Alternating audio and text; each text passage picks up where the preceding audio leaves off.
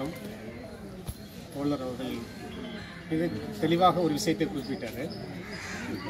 அவர் இந்திய கம்யூனிஸ்ட் கட்சி Marxist Leninist விடுதலை அமைப்பை சேர்ந்தவராக இருந்தாலும் எல்லா இடதுசாரி இயக்கத்தோடையும் அவருடைய அந்த தோழர்களோடையும் மிக நெருக்கமான உறவோடும் அன்போடும் இருந்தவர்.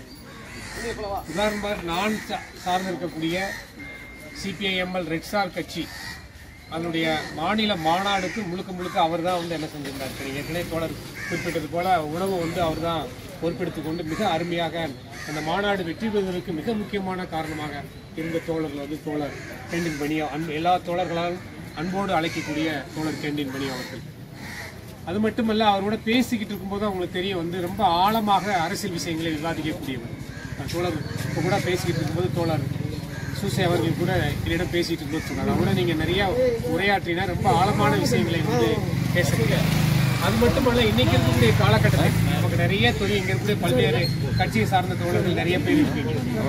தொடர்ந்து ஒரு இடதுசாரி இயக்கத்தில் இருக்கிறது இன்னைக்கு ரொம்ப அரிதாகவும் இருக்கக்கூடிய காலகட்டத்தில் தொடர்ந்து அவருடைய எப்பொழுது கட்சியில் இணைந்தாரோ இறுதி வரை அவருடைய இறப்புடைய கடைசி காலகட்டம் வரை தொடர்ந்து அந்த மக்களுடைய விடுதலைக்காக அந்த உணர்வோட இறுதி வரை இருந்தவர் அப்படின்றது நமக்கு ஒரு மிகப்பெரிய உத்வேகத்தை அளிக்கக்கூடியதாக இருக்கு.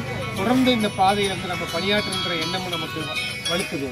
அதனால அது மட்டுமல்ல, இந்த நேரத்தில் அவங்களுடைய குடும்பத்தினருக்கு என்னுடைய வாழ்த்துக்களை கட்டாயம் சொல்லணும், நன்றியை சொல்லணும். ஏனென்றால் கோ கேசன் அவங்களுக்குலாம் தெரியும் ஒரு மிகச்சிறந்த இடதுசாரி எழுத்தாளர். அது குறிப்பாக அவர் மிக மார்க்சியத்துக்கு எதிரான கருத்துக்கள் வந்தப்பெல்லாம் அதை எதிர்த்து கடுமையாக போராடிய தோழர்ல ஒருவர். அவர் பார்த்தீங்கன்னா அவருடைய இறப்பன்னைக்கு அவருக்கு பொட்டு வச்சு காசு வச்சு அப்படிலாம் எடுத்துட்டு போனாரு.